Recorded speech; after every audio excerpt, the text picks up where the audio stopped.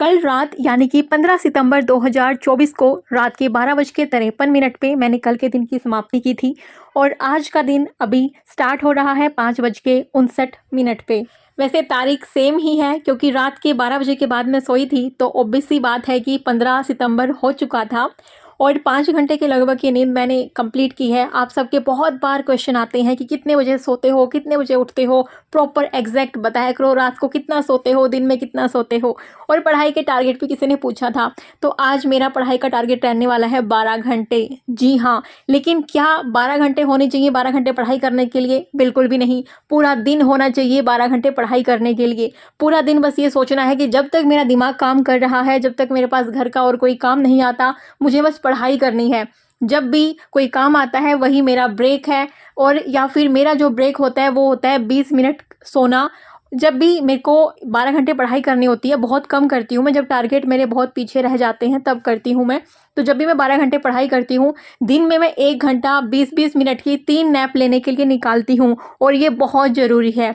जिसने इतना घंटे पढ़ाई की होगी उसको ये समझ में आता होगा, क्योंकि बाकी का ब्रेक आप कुछ भी ले लो, जो माइंड रिफ्रेश होता है ना एक बार नैप लेने के बाद, वो एक अलग ही एनर्जी लेवल होता है। और इतना सब कुछ पढ़ने के बाद ना दिमाग में कुछ भी घुसता नहीं है।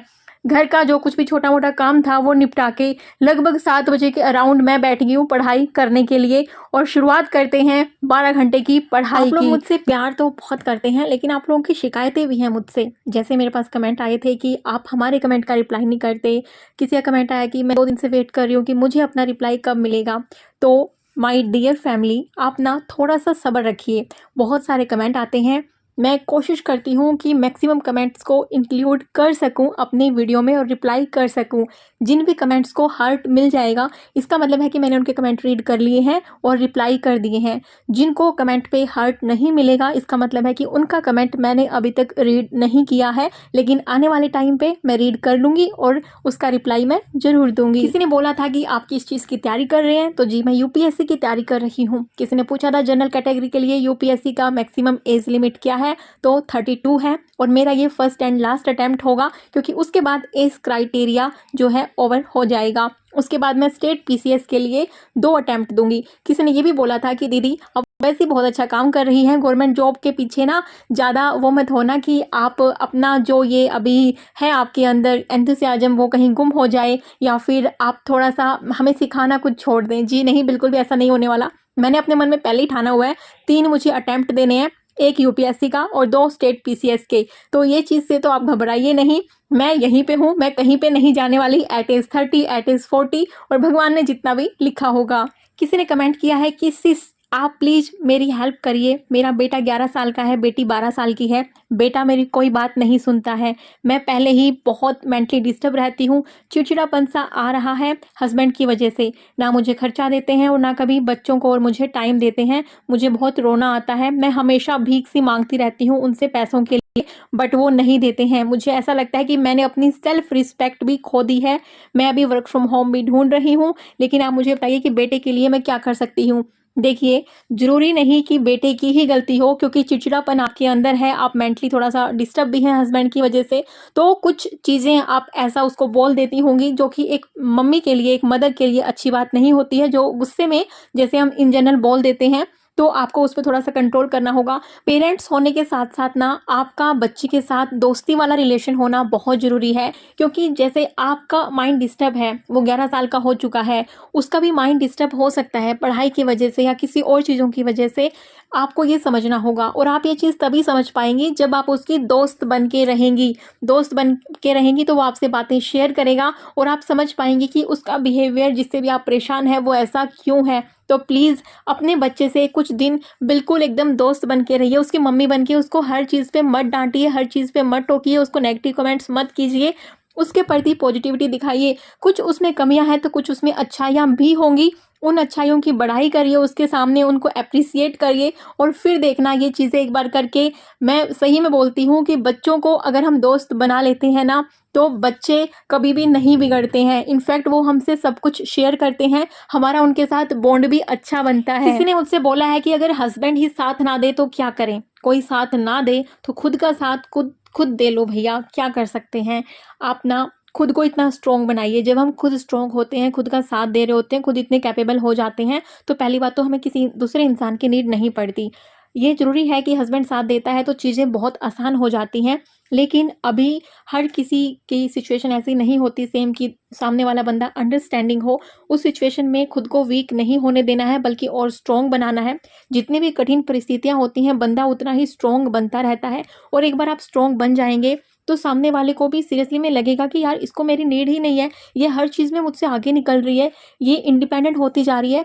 इनफैक्ट पता है, जब एक हाउसवाइफ जो है वो इंडिपेंडेंसी की तरफ बढ़ती है ना, तो उसको किसी की नीड नहीं होती है। उसकी फैमिली को उसकी नीड है, लेकिन उसको किसी की नीड नहीं है। वो अपने सारे काम खुद कर सकती है, घर का बाहर का, लेकिन उसकी फैमिली को उसकी नीड होती है। तो आपकी फैमिली आपकी नीड के लिए आपसे बोला करेगी कि हमारा ये काम है, वो काम है, और आप नहीं बोलोगे किसी भी काम के लिए। आप खुद करोगे, खुद सीखोगे सारे काम, और खुद इंडिपेंडेंट बनोगे, चाहे वो घर के काम के लिए, बाहर के काम के लिए, या फिर पैसे के लिए। अब आपके मन में ना दो सवाल आ सकते हैं, या तो ये कि मैं नहीं बन सकती इंडिपेंडेंट, या फिर इतनी जल्दी कैसे इंडिपेंडेंट बनूंगी। तो देखिए, हथेली पे सरसों नहीं उगती है, एकदम से कुछ भी चीज़ें नहीं होती हैं।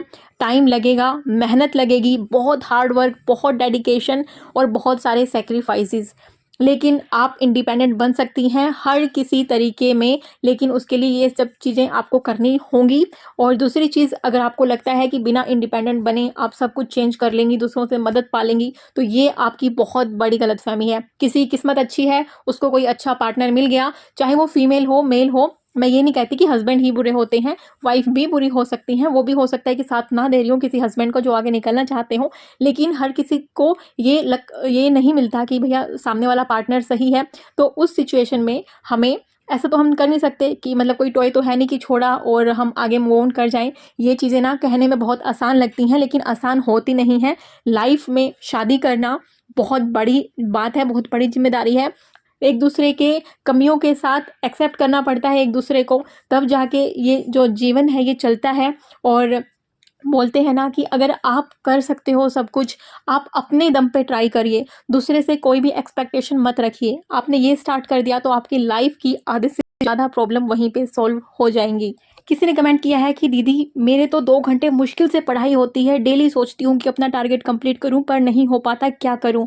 कोई टेस्ट भी क्लियर नहीं होता, मुझे लगता है 2 घंटे कम है मेरे लिए, इससे मेरा टेस्ट नहीं होगा क्लियर। मेरी 2 लड़कियां हैं, वो बहुत छोटी हैं, कैसे मैनेज करूं कुछ समझ में नहीं आता, प्लीज़ कुछ सजेशन दें। सजेशन एक ही है डियर, या तो बच्चों के सोने के बाद रात को पढ़ें 2-3 घंटे, या फिर सुबह उनके उठने से पहले 2-3 घंटे पढ़ें। नींद अपनी कम करें, 5 घंटे रात को सो सकते हैं, दिन में एक नैप ले सकते हैं 25 मिनट से 45 मिनट का, जो मैं हमेशा बोलती हूँ।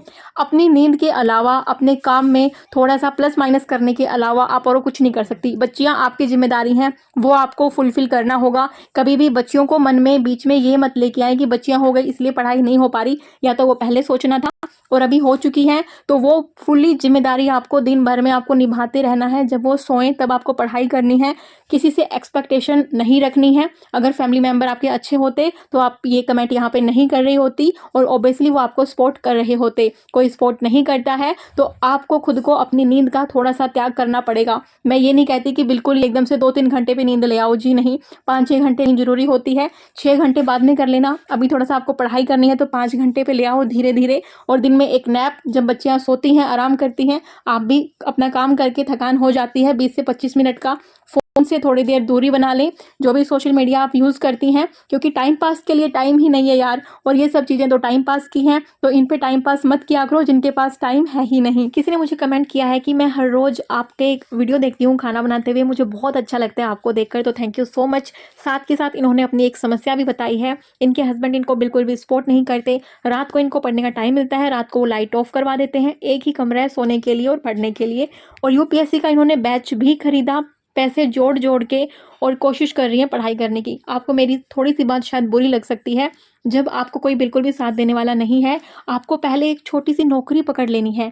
यूपीएससी आई नो आपका सपना है, और मैं आपके सपने की बहुत रिस्पेक्ट करती हूँ, लेकिन इसके लिए टाइम के साथ साथ माइंड का भी फ्री होना बहुत ज़रूरी है। मैं ये तैयारी करती हूँ और मैं ये भली भांति समझ पाती हूँ। जैसे मैंने आपको पहले बताया था ना कि मेरा बेटा अपने स्कूल से सिलेक्ट हुआ है एज ए स्टोरी नरेटर। वो अपने स्कूल को रिप्रेजेंट करेगा दूसरे स्कूल में जाके। हर एक स्कूल से एक एक बच्चा आएगा चंडीगढ़ के स्कूल में। इनके स्कूल से मेरा बेटा जो है वो जा रहा है। एक पेरेंट के लिए बहुत खुशी की बात थी, लेकिन साथ में मेहनत भी करनी पड़ती है बच्चे के साथ में। और उनकी टीचर के लिए भी ये वीडियो बना के भेज रहे थे। टीचर भी हमसे 6-7 दिन से जुड़े हुए हैं इसी चीज़ के लिए। इस जो ये हम करते हैं चीज़, इसके लिए डेडिकेशन टाइम का तो चाहिए ही चाहिए, साथ के साथ माइंड का भी चाहिए। अब आपका माइंड इतने तरह डाइवर्ट रहता है, आपको सपोर्ट बिल्कुल भी नहीं मिलता है। आप लाइट चला के नहीं पढ़ सकती हैं रात को, तो दिन भर में जितना भी टाइम मिलता है 2 घंटे 3 घंटे, वो पढ़ के एक छोटी सी नौकरी पहले पा लें, उसकी आपको बहुत ज़रूरत है। और उसके बाद आप अपने सपने को, यूपीएससी को ज़रूर पूरा करें। आपकी उम्र ज़्यादा हो गई है, बाद में यूपीएससी के अटैम्प्ट नहीं दे पाए तो स्टेट पीसीएस की तैयारी कर सकती हैं। एक बहन होने के नाते आपको ये एडवाइस कर रही हूँ मैं। मेरा ये बिल्कुल भी इरादा नहीं है कि मैं आपके यूपीएससी के सपने को नकार दूँ, जी नहीं, बिल्कुल भी नहीं। आपका सपना है, लेकिन अभी आपको, मुझे लग रहा है कि इंडिपेंडेंसी ज़्यादा ज़रूरी है। किसी ने मुझे कमेंट किया है कि मैं त्रिपुरा से हूँ और एसपीसीएस की तैयारी कर रही हूँ, पीएचडी अभी कंप्लीट किया है, 3 साल की बेटी है, इन लॉज के साथ में रहती हूँ, बच्चे का ध्यान रखती हूँ, कुकिंग भी करती हूँ और इन लॉज का ध्यान भी रखती हूँ। लेकिन जो मदर इन लॉ है वो क्रिटिसाइज़ करती रहती हैं पीठ पीछे। तो देखिए, पीठ पीछे कोई भी कुछ बोलता है तो उसका किसी के पास कोई इलाज नहीं होता है। इलाज सिर्फ एक ही है कि आप अपने काम पे ध्यान दो, ना शब्दों से कुछ बोलो, ना अपनी भावनाओं से कुछ दिखाओ। समय अपने आप बोल देगा। जब कुछ चीज़ ना हो ना बोलने के लिए, तो समय का इंतजार करो, अपनी मेहनत करो। समय से अच्छा जवाब कोई किसी को नहीं दे सकता है। किसी ने मुझे कमेंट किया है कि 16 की उम्र में शादी हो गई थी, 19 की उम्र तक 2 बच्चे हो गए, हस्बैंड को दारू की लत हो गई है, बहुत मार पिटाई करते हैं, 2-3 दिन मेरी पढ़ाई होती है, फिर पढ़ाई नहीं होती है। यार, ऐसे हालात में पढ़ाई कैसे होगी? आपकी जो शादी, आपका रिश्ता, आपकी ज़िंदगी, दोनों ही मुझे बहुत चैलेंजिंग लग रहे हैं। अगर आपको लगता है कि आपकी ज़िंदगी में कुछ बदलना चाहिए और आपको इस तरीके के ख्याल आते हैं, तो प्लीज़ प्लीज़ मैं बोलूँगी कि सिर्फ कमेंट के करने से, किसी और के समझाने से आपकी लाइफ नहीं सुधरने वाली। अपने आस-पास में जो भी फिज़िकली आपके पास वहाँ मौजूद है, आपके पापा, आपके मम्मी, आपके सास-ससुर, कोई भी इंसान, प्लीज़ उनसे हेल्प माँगिए। एक और चीज़ जो मैं बोलना चाहती हूँ हर किसी को, कि आपकी सोच आपके जीवन को प्रभावित करती है, इसलिए सोच को हमेशा सकारात्मक रखें। अब ये मत सोचिएगा कि लाइफ में इतनी मुश्किलें हैं, हम कैसे पॉजिटिव रहें। पॉजिटिव रहोगे तो उन मुश्किलों का हल भी निकाल पाओगे। एक खुशहाल जीवन जीने के लिए यह स्वीकार करना बहुत ज़रूरी है कि जो कुछ हमारे पास है वही सबसे अच्छा है। किसी ने बोला है कि मैम करंट अफेयर पढ़ने का कोई तरीका बता दो। अगर आप बिल्कुल बिगिनर हैं तो वीडियो एनालिसिस आपको देखना है। जो भी वीडियो में करंट अफेयर बताते हैं, साथ के साथ स्टैटिक नॉलेज बताते हैं, आपका टाइम भी बचेगा और आपको चीज़ें समझ में भी आएंगी। कब सुबह का टाइम था, कब दोपहर हुई, दोपहर से शाम और अभी रात के 11:53 पे आज के दिन को विराम। Good night.